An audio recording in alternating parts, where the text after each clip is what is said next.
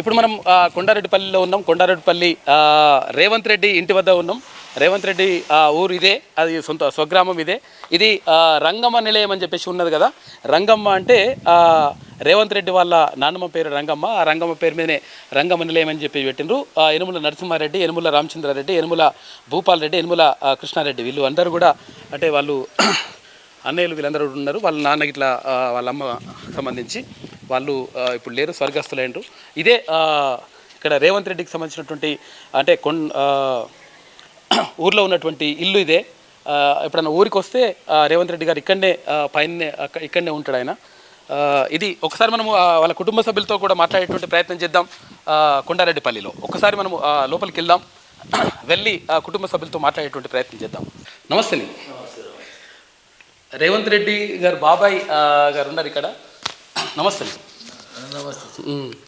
అంటే ఎట్లా అనిపిస్తుంది ఒకవేళ ఇప్పుడు అది మన రేవంత్ రెడ్డి గారు ముఖ్యమంత్రి అవుతున్నారు అని చెప్పేసి ఇప్పుడు మొత్తం కూడా రాష్ట్రంలో చర్చ జరుగుతుంది. ఎట్లా అనిపిస్తుంది మీకు? బాగా అర్థానికి మంచిదనే అనిపిస్తుంది. మా ఏరియాలో మహబూబ్నగర్ జిల్లాలో కలవృతి తాలూకాలో ఉంగూరు మండలం అంటే తెలంగాణ మొత్తం మీద కూడా ఏపీలో ఇండియా లెవెల్లో కూడా ఒకటి మా సంతోషం. అవును. ఇప్పుడు చిన్నప్పుడు ఎట్లుంటుండే రేవంత్ రెడ్డి గారు? చిన్నప్పుడు ఇక్కడ దగ్గర స్కూల్కు ఉంటుండే, ఊళ్ళో ఇక్కడ తాండ్ర హై స్కూల్కి పోయి చదువుతుండే. ఎక్కడ? తాండ్రలో. ఇక్కడ వెళ్ళి స్కూల్ ప్రైమరీ స్కూల్ ఇక్కడనే చేసాడు. తర్వాత తాండ్రకు 5th నుంచి అక్కడనే పోయి చేసాడు. అక్కడి నుంచి వాళ్ళ బ్రదర్ ఉద్యోగం చేస్తుండే వనపర్తిలో చేసాడు. అక్కడ వెళ్ళిపోయి మీ పేరేం పేరు? వెంకటరెడ్డి. అంటే ఇప్పుడు రేవంత్ రెడ్డి వాళ్ళ నాన్న ఎన్నో ఆయన? పెద్ద ఆయన, నేను చిన్న ఆయన. మధ్య ఆయన ఒక ఆయన ఉన్నాడు. మొత్తం ముగ్గురులో మీరు చిన్న ఆయన? నేను చిన్న ఆయన. రేవంత్ రెడ్డి వాళ్ళ నాన్న అమ్మ ఫోటోలో ఒకసారి చూపించు. అక్కడ మధ్యలో ఉన్నది రేవంత్ రెడ్డి వాళ్ళ నాన్న అమ్మ. ఆ తర్వాత ఫస్ట్ ఉన్న ఆయన రేవంత్ రెడ్డి వాళ్ళ పెద్ద అన్నయ్య భూపతి రెడ్డి గారు. ఆ తర్వాత లాస్ట్ ఇక్కడ ఉన్న ఆయన కృష్ణారెడ్డి గారు. రేవంత్ రెడ్డి వాళ్ళ రెండో ఆయన తర్వాత ఇంకొక ఆయన మూడో ఆయన తిరుపతి రెడ్డి గారి తర్వాత 4వ ఆయన రేవంత్ రెడ్డి. ఓకే. రేవంత్ రెడ్డి తర్వాత ఇంకా మళ్ళీ అమెరికాలో ఉంటాడు. 6 హైదరాబాద్లో ఎవరు? కొండలరెడ్డి ఇంకా కృష్ణారెడ్డి. ఓకే. వీళ్ళందరూ కూడా మొత్తం 7గురులో 4వ వ్యక్తి రేవంత్ రెడ్డి. మూడో ఒక ఓకే. కృష్ణారెడ్డి తర్వాత ఓకే. ఎక్కడ ఏ ఊరికి ఇచ్చినాము? పక్కనే జగారెడ్డి పిల్లని. ఓకే. కలవృత్తి పడాలి. ఇక్కడనే ఉంటారు వాళ్ళు? ఇక్కడ పక్కనే 2-3 కిలోమీటర్లు. రేవంత్ రెడ్డి అంటే చిన్నప్పుడు ఎట్లుంటుండే? చదువులు ఎట్లుంటుండే? బాగా ఫస్ట్ ఉండేనా లేకపోతే చదవకపోతుండే? చదువులో బాగానే మ్యాక్సిమంగా ఉండే. చార్కు అప్పటి నుంచి చార్కు, చిన్నప్పటి నుంచి చార్కు మధ్య షార్ప్ ఉంటుండే. ఓకే. తేజు అప్పుడే తేజు ఉండే ఫస్ట్ నుంచే. అంటే ఇక పిల్లలు ఉన్నప్పుడు చిన్న పిల్లలు ఉన్నప్పుడు పిల్లలు పెట్టుకొని పోతుండే, గ్యాంగ్ మెయింటైన్ చేస్తుండే. అంటే ఇప్పుడు అనుకున్నారా యాక్చువల్గా చిన్నప్పుడు అంటే ఇట్లా ఆయన పెరుగుతుంటే ఇట్లా ఈ క్రమంలో? మేమైతే ఎవరు అనుకోలేదు. అందులో ఆయన కూడా వాళ్ళు ఏదో బిజినెస్ చేసుకుంటుండు, హైదరాబాద్లో ఉన్నారు. ఈ రాజకీయాలు రావాలనే ఉద్దేశం కూడా లేకుండా ఆయనకు. ఓకే. వాళ్ళు హైదరాబాద్ ఉన్నప్పుడు వాళ్ళు అది ఆర్గనైజేషన్ హైదరాబాద్ ఏమనుకున్నాడు. ఆయన ఎందుకు 3వసారికి చేంజ్ చేసింది. ఊర్లో ఒకటి గ్రామ పంచాయతీ ఎలక్షన్స్ ఊర్లో వచ్చింది. వచ్చినప్పుడు పంచాయతీ ఇదే ఊర్లో కొండారెడ్డిపల్లి. అయితే ఎందుకు పంచాయతీలు ఎందుకు రినౌన్స్గా తెచ్చుకోని చెప్పిండు ఆయన. రాజకీయంలో రాకపోతుండే. నేను ఏ పార్టీ ఉంటే వాళ్ళు ఆ పార్టీకి వచ్చి ఓటేసిపోయేది. ఓకే. వాళ్ళు ఊళ్ళో. అంటే మీకు రాజకీయ నేపథ్యం ఉందా? నాకు 65-66 నుంచి నేను రాజకీయాలు ఉన్నారు. ఇక్కడ ఏమైనా పదవులు ఏమైనా చేసిండ్రా? ఇక్కడ టీడీపీలో మండల పార్టీ ప్రెసిడెంట్ చేసిన. ఓకే. తర్వాత జిల్లా ఎగ్జిక్యూటివ్ కాంగ్రెస్లో జిల్లా ఎగ్జిక్యూటివ్ మెంబర్ చేసిన. నేను 60 నుంచి కాంగ్రెస్లో ఉన్నా. టీడీపీ అభివృద్ధి ఇచ్చినప్పటి నుంచి 82లో టీడీపీలో పోయినా. ఇప్పుడు మండల పార్టీ ప్రెసిడెంట్గా చేసిన. అక్కడి నుంచి కాంగ్రెస్ 89లో టీడీపీకి రిజైన్ చేసి కాంగ్రెస్లో వచ్చింది. మళ్ళీ వచ్చి కాంగ్రెస్లో జిల్లా ఎగ్జిక్యూటివ్ మెంబర్ చేసిన. ఓకే. జిల్లా లెవెల్గా అంటే రేవంత్ రెడ్డి గారి జీవితం అంటే ఇప్పుడు యాక్చువల్ రాజకీయ జీవితం ఎట్లా ప్రారంభమైంది అంటే అంతకుముందు బిజినెస్ చేసుకుంటూ హైదరాబాద్ హైదరాబాద్లో బిజినెస్ చేసుకునేది, వాళ్ళది ప్రెస్ ఏదో నడుపుకునేది, వాళ్ళ బిజినెస్ వాళ్ళు చేసుకునేది. ప్రెస్ అవును విలేకరు కూడా పనిచేసినాడు. విలేకరి కాదు, ప్రెస్ ఆయన్ని నడిపిస్తున్నాడు. ఓకే, ఆయన పెట్టి వాళ్ళ తమ్ముళ్ళు ఉండేది, ఆయన పని మనసులో పెట్టి చేసుకునేది. ఊర్లో రాజకీయ ఇంటర్వ్యూ పట్టించుకోకపోయేది ఎప్పుడు. అయితే ఒకసారి వచ్చినప్పుడు ఏమైంది, ఇనానిమస్ చేద్దామనే ఉద్దేశంలో వచ్చినప్పుడు కొందరు చేద్దామన్నారు, కొందరు ఊళ్ళో డెవలప్మెంట్ కానివ్వండి ఏదైనా ఏదో 1,00,000 ఖర్చు పెట్టి చేద్దాం కానీ ఎందుకు ఖర్చు పెడతారు అది అంటే టీడీపీ వాళ్ళు ఏమన్నారు, మంచిది అన్నారు. వాళ్ళు పోయి మొదలు నామినేషన్ వేసినప్పుడు మేము పిసిసికి మేము నామినేషన్ వేసినాం. 10 వార్డులు మేమే గెలిచాము, సర్పంచ్ కూడా 5,000-6,000 మెజార్టీతో గెలిచాము. ఇంకా అక్కడి నుంచి రాజకీయంలో వాళ్ళు ఇన్వాల్వ్ అవుతారు. తర్వాత ఇండిపెండెంట్గా జెడ్పీటీసీకి వేసాడు. ఇండిపెండెంట్గా ఇది బిడ్జిల్. ఓకే. తర్వాత ఆ సంవత్సరంలో పడిన ఎమ్మెల్సీగా ఇండిపెండెంట్ ఎమ్మెల్సీగా గెలిచాడు. తర్వాత అది తెలుగుదేశంలో పోయి ఎమ్మెల్యేగా గూడగల్ నుంచి ఎమ్మెల్యేగా అక్కడి నుంచి రాజకీయంలో వచ్చాడు. 2 సార్లు అక్కడి నుంచి ఎమ్మెల్యే అయ్యాడు, 3 సార్లు డిప్యూటీ అయ్యాడు. కాంగ్రెస్లోకి వచ్చి పబ్లిక్ నుంచి ఎట్లుంటుండే రేవంత్ రెడ్డి గారికి స్పందన ఎట్లుంటుండే? పబ్లిక్తో బాగా సంబంధాలు ఉంటాయి, మంచిగా ఉంటుండే. ఇప్పుడు ఊళ్ళో వచ్చినా కానీ నువ్వు బయట కూడా చాలా అనుకూలంగా ఉంటాడు. ఎవరితో కూడా హ్యాపీగా మాట్లాడుకో, అందరితో కలిసిమెలిసి ఉంటాడు మొత్తం. ఓకే. అంటే ఎప్పుడు కూడా మీరు ఎక్స్పెక్ట్ చేయాలి అంటే ఇట్లా అనుకోలే, మేము ఎవరు కూడా అనుకోలే. ఇప్పుడే అమ్మ నాయన కూడా అనుకోకుండా చూడన్నా కూడా ఇంకా మా అమ్మ నాయన ఎప్పుడు చనిపోయారు వాళ్ళు? దాదాపు 15 సంవత్సరాలు అవుతుంది. అంటే 15 మొదల్లో వాళ్ళ ఫాదర్ చచ్చిపోయింది. తర్వాత మేమంతా జాయింట్ ఫ్యామిలీ ఉన్నాం. జాయింట్ ఫ్యామిలీలో 20 సంవత్సరాల కింద నుంచి అమ్మ నాయన ఉన్నాం. ఇంకా అప్పుడే మాకు పిల్లలు పెద్దగా అయినాక అందరు పిల్లలు పెద్దగా అయిపోయి మొత్తం పెద్ద ఫ్యామిలీ మళ్ళీ జాయింట్ ఫ్యామిలీ జాయింట్ ఫ్యామిలీ. అంటే ఇప్పుడు ఎట్లా అనిపిస్తుంది అంటే రేవంత్ రెడ్డి గారు ఇప్పుడు ముఖ్యమంత్రి అయిన తర్వాత రాష్ట్రం మొత్తం ఆయన గురించి జేజేలు వలుకుతున్నది. రేవంత్ రెడ్డి గారు అంటే అసలు గొప్పగా కీర్తిస్తున్నారు. చాలా బాగా గొప్పవాడు అవుతాడు అనుకుంటున్నాడు మేమైతే, మా ఉద్దేశంలో అయితే. ఎట్లా పరిపాలన ఎట్లుంటుంది అనుకుంటారు ఆయన హయాంలో? బాగా డెవలప్ అవుతుంది అనుకుంటున్నాం మేము. అంతేనా? రాష్ట్రం మంచి డెవలప్ రాష్ట్రం అంతటా అవుతుంది, ఊరు కూడా చాలా పెద్ద అవుతుంది, మా మహబూబ్నగర్ జిల్లా కూడా డెవలప్ అవుతుంది అని అనుకుంటున్నాం. ఇప్పుడు రేవంత్ రెడ్డి ముఖ్యమంత్రి ఆయన ఇప్పుడు. అవును. ఆయన ఏమని కోరుకుంటారు ఒకవేళ మీరు వస్తే? ఇప్పుడు వస్తే ఎందుకంటే ఇంతకుముందు మామూలుగా ఎమ్మెల్యేగా తర్వాత రకరకాలుగా చూసిరు మీరు. ఆయన చిన్నప్పటి నుంచి రకరకాలుగా అంచెలంచెలుగా ఎదుగుతుంది చూసిరు. ఇప్పుడు ముఖ్యమంత్రికి వస్తే ఏమని కోరుకుంటారు? చిన్నోడైనా బాబాయ్ అనుకుంటున్నాం. అంతేనా? అంతే కదా, పదవి అది ఏ చీర కాదు మేము అనేది. పదవిలో పెద్దోడే. ఏమని కోరుతారు మరి? ఏమని కోరుకుంటారు? బాగుపడాలి, ఇంకా మంచిగా డెవలప్ చేయాలి ఇంకా అని కోరిక. తెలంగాణ రాష్ట్రానికి ఏం చేయమని కోరుతారు మీరు? ఒకవేళ చాలా ఉన్నాయి పనులు తెలంగాణ రాష్ట్రంలో, ఏం చేసిన వాళ్ళు ఎవరు లేరు. ఈ ఏరియాడు కాబట్టి ఇంకా మహబూబ్నగర్ జిల్లాకు ఇంకా బాగా చేయాలని మా అభిలాష. ఇక్కడ కొన్ని ప్రాజెక్టులు ఉన్నాయి, ఇంకా కెనాల్స్ ఉన్నాయి, అది కలవతి ఎత్తిపోతా, మా చెవులు ఎత్తిపోతలు అది ఇన్కంప్లీట్ ఉన్నది. అవన్నీ కంప్లీట్ చేస్తే శ్యామలంగా అయితే. అవును, ఎందుకంటే పాలమూరు జిల్లా అంటే వలస జిల్లా, కరువు జిల్లా, లేబరు జిల్లా అంతా బయట పోయేది. ఈ రాజశేఖర రెడ్డి పుట్టినప్పుడు కెనాల్ వచ్చింది. ఆ కెనాల్తో వీడేదో కొద్దిగా ఆడలాగా పూచుకొని నేనే ఇచ్చిన అని నీళ్ళు పోసి నేనే పోసిన తోటాక మా దగ్గర దాకా కెనాల్ ఉంది ఆయన కాలంలోనే. అయితే కొద్దిగా జస్ట్ ఇచ్చి నీళ్ళు ఇనాగ్రేషన్ చేసేటప్పుడు నేనే నీళ్ళు ఇచ్చిన, కలబుత్తి ఎత్తిపోతలు ఇచ్చిన, డబ్బులు ఇచ్చిన అని వాడు అంటాడు. కరెంటు కూడా వాడు వచ్చేదండి 24 గంటలు ఇచ్చింది, ఎక్కడి నుంచి వచ్చింది కరెంటు? ఆయన వచ్చేదండి ఉత్పత్తి ఎట్లా చేసిండు ఆయన? కేసీఆర్ కొత్తగా చేసింది ఏంది లేదు, చూపిటం. ఆయన ఉన్నదాన్ని వచ్చి స్విచ్ ఆన్ చేసిండు, మేము చేసిన 24 గంటలు కరెంట్ ఇచ్చిన. మన అయింది రిజల్ట్ అయిపోయింది. అప్పటి నుంచి మళ్ళీ అది పాత కరెంట్కి వచ్చింది. అంతే. మళ్ళీ సింగిల్ ఫేస్ ఇచ్చుకోము అవన్నీ 3 రోజుల తర్వాత మళ్ళీ అదే అయింది. ప్రజలకు ఏం చేయమని కోరుతారు ఇప్పుడు? ఒకవేళ ముఖ్యమంత్రిగా రేవంత్ రెడ్డి గారు వస్తారు, ఇక్కడికి వస్తే ఏం చేయమన్నప్పుడు? అన్ని విధాల సహకారం, వ్యవసాయానికి కానీ అన్నిటికీ సహకరించి డెవలప్ చేయాలని మేము ఆకాంక్ష. ఇంకేమని కోరుకున్నది రేవంత్ రెడ్డి గారు? ఇంకేం కావాలి? ఇంకా పెద్ద ఎదిగితే ఇంకా మాకు మంచిది, మా ఊరికి మంచిది, మాకు మంచిది, మా ఇంటి వాళ్ళకు, మా వరకు. మా వాడు చాలా పెద్దోడు అని అనుకుంటాం. పబ్లిక్ కూడా మా పబ్లిక్ కూడా అదే అనుకుంటారు. మన ఊరి నుంచి ఒక పెద్దోడు పోయాడు, ఇండియా లెవెల్ కూడా తెలిసిపోయింది అని. ఇప్పుడు 7 ఉండే కదా అన్నదమ్ములు. అవును, 7 అన్నదమ్ములలో బాగా యాక్టివ్ ఎవరు ఉంటుండే? యాక్టివ్గా ఇన్నే ఉంటాడు. ఈయననే ఉండేదా? తర్వాత తిరుపతిరెడ్డి యాక్టివ్గా పనిచేస్తాడు. ఆయన కూడా ఓకే. కర్నూలు అంటే బయటనే ఉన్నాడు. వీళ్ళు కూడా ఎవరి పని వాళ్ళు ఎవరు అంత డెవలప్ చేస్తారు. ఎవరు వాళ్ళు మంచిగా సెట్ అయిపోయారు, పికప్ చేసుకుంటారు.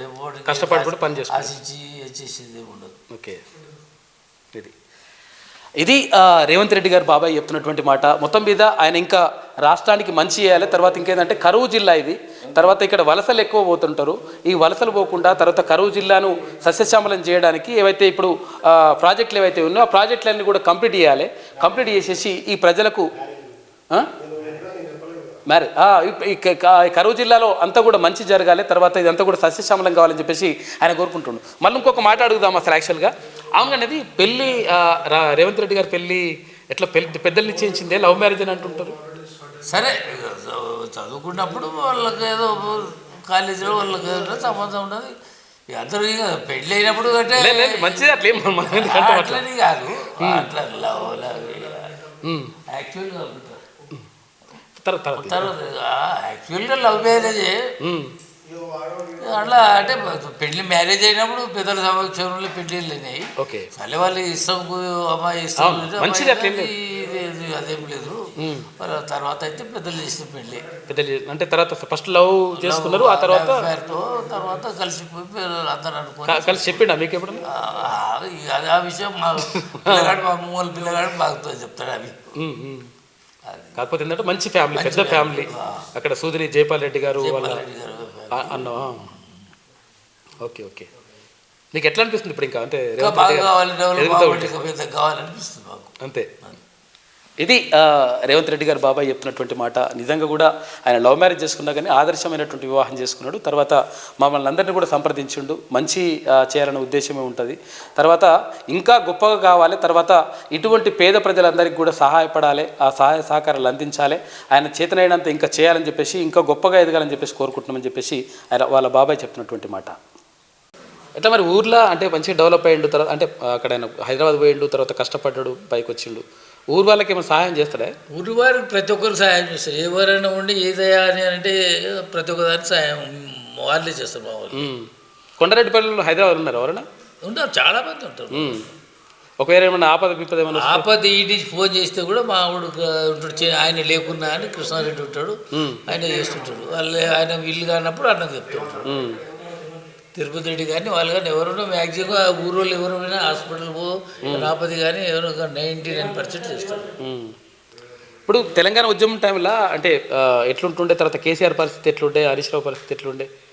అప్పుడు హరీశ్వరరావు కేసీఆరే పనిచేసి తెలంగాణ ఉద్యోగంలో. కేటీఆర్ గారు ఉన్నాడు, ఎవడున్నాడు, వాడు అమెరికాలో ఉన్నాడు, వాడు ఎవడు కవిత ఉన్నది. వాళ్ళిద్దరే ఏదో మూమెంట్లో చేసారు. అందరూ అనుకూలంగా ఉన్నారు. తెలంగాణ కావాలని ప్రతి ఒక్కరు కాంగ్రెస్ వాళ్ళు అన్నారు, టీడీపీ వాళ్ళు అన్నారు, ఎవరో ఇండివిజువల్గా అనడోళ్ళు ఉంటారు. ఇప్పుడు అననోళ్ళే ఉన్నారు. ఆయన కేసీఆర్ ఎంబడి టీడీపీ అని ఉత్తర్వులే, తెలంగాణ ఉత్తర్వులే ఆయన తలతా శ్రీనివాస్ యాదవ్ కానీ సబితా ఇంద్రారెడ్డి గారు వీళ్ళంతా ఎక్కడ ఉన్నారు? వ్యతిరేకించిన వాళ్ళే. అప్పుడు వాళ్ళు ఇప్పుడు ఆయన ఉన్నోళ్ళు సగం మంత్రులు తెలంగాణ ఉత్తర్వులు లేవు. అంటే హరీష్ రావుకు బాగానే ఉండేది ఆ వస్తువులు. హరీష్ రావుకు బాగానే ఉండేది. కాదు, హరీష్ రావు మినిస్టర్ ఉన్నప్పుడు మేము ఒకటి ఫండ్లు కూడా పోయినాం ఆయన దగ్గరికి, ఈయన చెప్తేనే. అవునవును. కాదు హరీష్ రావుకు అంటే తెలంగాణ ఉద్యమం అప్పుడు ఎట్లుండే పరిస్థితి అనేది? ఆయన అప్పుడు 69లో కేసీఆర్ లాగుతోడి ఉండలేదు. 69లో ఏమంటాడు, నేను అప్పుడు 40 మంది 400 మందిని పొట్టలు పెట్టుకుంటాడు కాంగ్రెస్ వాళ్ళు అన్నాడు. 69 నాడు ఆయన లాగు కట్టడో లేదో కేసీఆర్.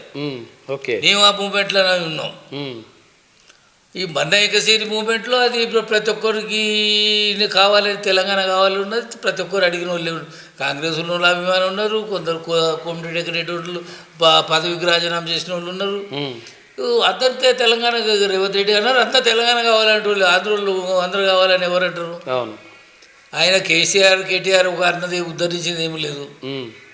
ఆయనకు మినిస్టర్ ఇవ్వలేదని చెప్పి వాడు ఆయన తెలుగుదేశం నుంచి బయటికి బయటికెళ్ళిండు. లేకపోతే తెలుగుదేశం ఉండు అయితే ఇవాళ ఈ తెలుగుదేశం తెలంగాణ డిప్యూటీ స్పీకర్ పదవి ఇచ్చేదానికి ఆయన చేసి నాకు మినిస్టర్ చెప్పాయా నాకు చెప్పాయని పుణ్యం చంద్రబాబు పుణ్యం. అంతకుముందు వాడి అడిగేటోడే లేకుండే. హరీష్ రావు కార్ లేకపోతే ఏదో అది కారు లేకపోతే మాదే మా రేవంత్ రెడ్డి కారు ఇచ్చేది మరి. ఓకే, ఓహో కారు డ్రైవర్ ఇచ్చి తోలేదు. ఎప్పుడు ఉద్యోగం అదే మొదలు ఉద్యోగం అప్పుడా ఉద్యోగం ముంగల. లేకపోతే ఆయన కారు అదివరకు చెప్పులు లేకుండా కారు లేకున్నది అంతేనా. ఇప్పుడు అందరు 4 కార్లు అయినాయి. ఓకే, కేసీఆర్ కూడా మరి హెల్ప్ చేసిండా మరి? కేసీఆర్ కూడా కారు పోయేది మాది అప్పుడు ఉద్యమం అప్పుడు హెల్ప్ చేసి ఎవరు రేవంత్ రెడ్డి గారు హెల్ప్ చేసిండు. శాయశక్తిలో ఆడ లోకల్గా ఉన్నాడు, వర్కర్స్ ఉండేది చేసేది ఏదైనా ఉన్న మొబైల్ ఉన్నా పోయేది దీక్షాలంటే అది కూడా తెలుగుదేశంలో ఉన్నా కానీ తెలంగాణ కోసం కొట్లాడాడు. ఇప్పుడు లోకల్గా మేమున్నా కూడా తెలంగాణ వస్తుందంటే ఎవరు అనుకుంటాము, ఏ పార్టీ ఉన్నా కావాలి పార్టీలు పెట్టి పక్క పెట్టేసి మన పార్టీ అయితే మనకు తెలంగాణ అయితే రావాలనే కోరిక. అవును, ఆయన ఒక్కడే కోరిక చేసింది ఉద్యోగం చేసి నేను తెచ్చిన అనేది ఏం లేదు. హరీష్ రావు కారు కూడా లేకుండే. కారు లేదు ఏం లేదు, కారు ఎక్కడ ఉంది ఆయనకు. అంతేనా. ఓ రోజు మా రేవంత్ రెడ్డి గారే అన్నారు మీటింగ్లే ఆ చెప్పులు లేని కాలం కూడా ఉన్నది అని. ఓకే, లేదు హరీష్ రావు ఏదో మాట్లాడితే నేనే ఉత్తరించిన మాట్లాడితే నీకు ఆయన చెప్పులు లేని అడుగున్నాయి ఆయనని. మరి పరిస్థితి అట్లున్నది ఆయనకు. మరి ఇప్పుడు ఏదో 4 కార్లు అది ఉన్నది. చెప్పలేదో నేను ఇద్దరం ఒకటే.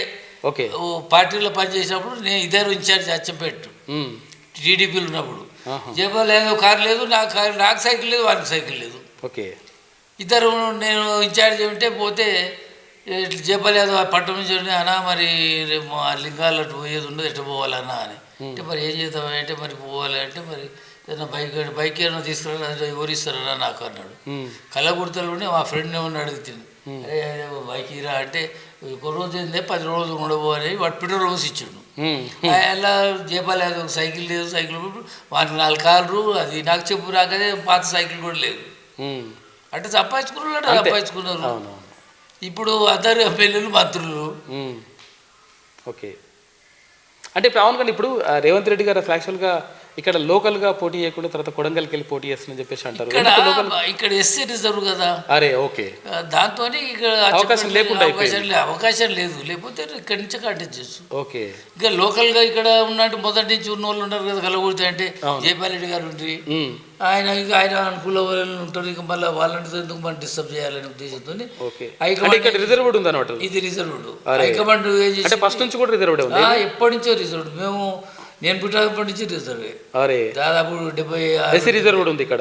SC reserve. ఓకే, దాంతో ఇక్కడ అవకాశం లేకుండా ఎమ్మెల్యే 2 రిజర్వ్ ఇక్కడ. ఎంపీ కూడా రిజర్వ్ అప్పటి నుంచి. ఓకే, ఇక్కడ అవకాశం లేకుండా లేక ఉంటే అక్కడ లేకపోతే ఇక్కడ. అవునవును, ఓకే. అట్లా ఇది ఆయన అభిమానంతో మా ఓటు ఇప్పుడు వంశీకృష్ణ గెలిచుడు కూడా అదే 50,000 లీడు సంపాదించిందంటే రేవంత్ రెడ్డి గారి పుణ్యమే. అంతే, రేవంత్ రెడ్డి గారు మంచి రేవంత్ రెడ్డి గారి పుణ్యమే. అంతా అంతా మనోడు సీఎం అవుతాడు, మామూడు సీఎం అవుతాడు అని మా ఇక్కడ ఏరియా వాళ్ళు ముందు ఆశించారు జనం. ఓకే, మనోడు ఒకసారి సీఎం అయితే బాగు అని పబ్లిక్ అనుకున్నారు. అనుకునే వేసారు. మరి లేకపోతే నువ్వు 50,000 ఓట్లట్టుగా మెజార్టీ వస్తుంది. అంతే వీళ్ళేనా ఏమంటే ఇప్పుడు అంటే ఇప్పుడు రేవంత్ రెడ్డి గారు చిన్నప్పటి నుంచి ఇదే ఇట్లా ఉంటుండే. అంటే ఈ ఇట్లా అడుగులో ఇంకో పార్టీలు ఉండే ఓకే. ఒక్కసారి చూద్దాం ఒకసారి మెల్లగా.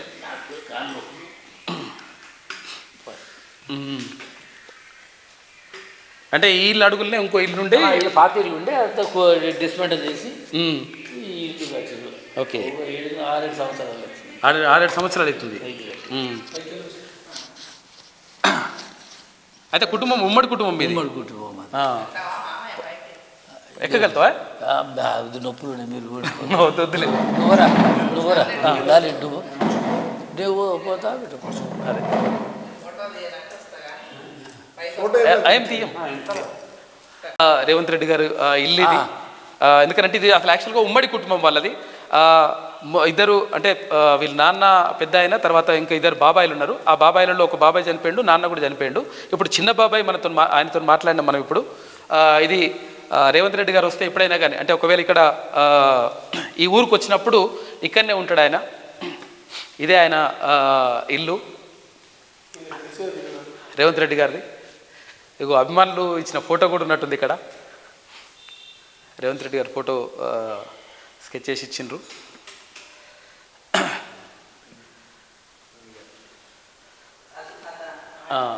ఇక్కడనే ఉంటాడు ఆయన. రేవంత్ రెడ్డి గారు వస్తే ఊరికి వచ్చినా ఎప్పుడు వచ్చినా కానీ ఇక్కడే ఉంటారు.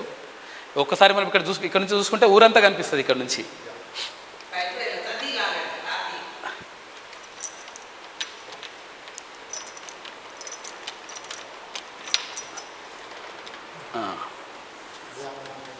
ఇక్కడ నుంచి చూసుకుంటే మొత్తం ఊరంతా ఇక్కడ నుంచి కనిపిస్తుంది మనకు.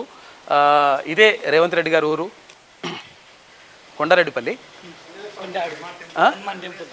ఇగో ఇక్కడ హనుమాన్ టెంపుల్ కనిపిస్తుంది మనకి ఇక్కడ. ఇది అంటే రంగమ్మ నిలయం. రంగమ్మ నిలయం అంటే రంగమ్మ అని చెప్పేసి ఆమె రేవంత్ రెడ్డి వాళ్ళ నాన్నమ్మ పేరు రంగమ్మ. ఆమె పేరుతోటే ఇల్లు అక్కడ రంగమ్మ నిలయం అని రాసిండ్రు. అక్కడ ఇప్పుడు ముందర కనిపిస్తున్న అది హనుమాన్ టెంపుల్ ఉంది కదా. ఎక్కడ ఏ శుభకార్యానికి వెళ్ళినా లేకపోతే ఎటువంటి కార్యక్రమాన్ని మొదలుపెట్టినా కానీ మొట్టమొదటిగా అక్కడ హనుమాన్ టెంపుల్లో అక్కడ పూజలు చేసిన తర్వాతనే ఇక్కడ నుంచి వెళ్తారని చెప్పేసి వాళ్ళ బాబాయ్ చెప్తా ఉన్నాడు. అంటే ఇది రేవంత్ రెడ్డి గారు పుట్టి పెరిగినటువంటి ఇల్లు. అయితే ఇక్కడ ఈ ఇల్లును కొత్తగా కట్టిండ్రు. అసలు యాక్చువల్గా 15 సంవత్సరాల క్రితం కట్టినట్టు కొత్తగా. అంటే ఇప్పుడు ఈ మధ్యలో కట్టినట్టున్నారు. అంతకుముందు ఇక్కడ పాతిల్లు ఉంటుండే. ఇగో అది రేవంత్ రెడ్డి గారికి సంబంధించి అది ఆ జెండా కనిపిస్తున్నది. ఇది రేవంత్ రెడ్డి గారి ఇల్లు ఇది. తర్వాత ఇక్కడ మనం పైన ఉన్నాం. ఇప్పుడు మనం బిల్డింగ్ పైనకి ఎక్కినాము. తర్వాత ఇదంతా చూసుకుంటే 2200 ఓట్లు ఉన్నాయి ఇక్కడ. 2200 ఓట్లు ఉన్నాయి కొండారెడ్డిపల్లిలో. ఎక్కడ చూసినా కానీ మీరు ఇక్కడ చూడొచ్చు రేవంత్ రెడ్డి గారి ఫోటో ఉంటుంది. తర్వాత అక్కడ చేయి గుర్తు ఇవన్నీ కూడా అంటే మొత్తం కాంగ్రెస్ పార్టీకి సంబంధించినటువంటి జెండాలే, కాంగ్రెస్ పార్టీకి సంబంధించినటువంటి కథనే కనిపిస్తుంది. ఏ ఇల్లు మీరు చూసినా కానీ ఇదంతా కూడా కనిపిస్తుంది. ఇక్కడ 10 వార్డులు ఉంటే 10 వార్డులు కూడా కాంగ్రెస్ పార్టీని గెలిపించిండ్రు. ఎందుకంటే రేవంత్ రెడ్డి గారు అంటే అట్లా అభిమానం ఉన్నది ఇక్కడ లోకల్గా. ఇక్కడ చూడొచ్చు మనము. ఇక్కడ ఈ ఊరంతా కూడా అంటే మంచిగా ప్రశాంతమైన వాతావరణంలో ఉంటుంది ఈ ఊరు. ఇగో ఇదే మనం ఇందాక అనుకున్నాం కదా, అది హనుమాన్ టెంపుల్. ఇక్కడ ఏ కార్యక్రమాన్ని చేపట్టినా తర్వాత నామినేషన్ చేసినా తర్వాత ఏది చేసినా కానీ ఇక్కడ పూజలు చేసిన తర్వాత అక్కడ హనుమాన్ టెంపుల్లో పూజలు చేసిన తర్వాత వెళ్తారంట. అంటే ఆయనకు ఒక సెంటిమెంట్ అది. చిన్నప్పటి నుంచి కూడా ఆధ్యాత్మిక భావాలు కూడా రేవంత్ రెడ్డి గారికి ఎక్కువగానే ఉన్నాయని చెప్పేసి ఇక్కడ ఊరు వాళ్ళు చెప్తా ఉన్నారు. చూడొచ్చు మనం ఇక్కడ ఊరంతా ఇక్కడ పచ్చని వాతావరణంలో మంచి వాతావరణంలో ఉన్నది మొత్తమే. కాకపోతే ఏంటంటే ఇక్కడ లోకల్ వాళ్ళందరూ కోరుకుంటుంది ఏంటంటే ఈ పాలమూరు జిల్లాని తర్వాత ఇక్కడ మహబూబ్నగర్ జిల్లాని సస్యశ్యామలం చేయాలి. దానికోసం రేవంత్ రెడ్డి గారు కృషి చేస్తారనేటువంటి ఒక ఆశాభావం పత్రం వ్యక్తం చేస్తూ ఉన్నారు. ఏవైతే ప్రాజెక్టులు పెండింగ్లో ఉన్నాయో రాజశేఖర రెడ్డి గారి హయాంలో కొన్ని ప్రాజెక్టులు అంకురార్పణ జరిగింది. అయితే ఆ ప్రాజెక్టులు అన్నిటిని కూడా పూర్తి చేయాలని చెప్పేసి వీళ్ళు కోరుకుంటున్నటువంటి పరిస్థితి మనం చూసుకోవచ్చు.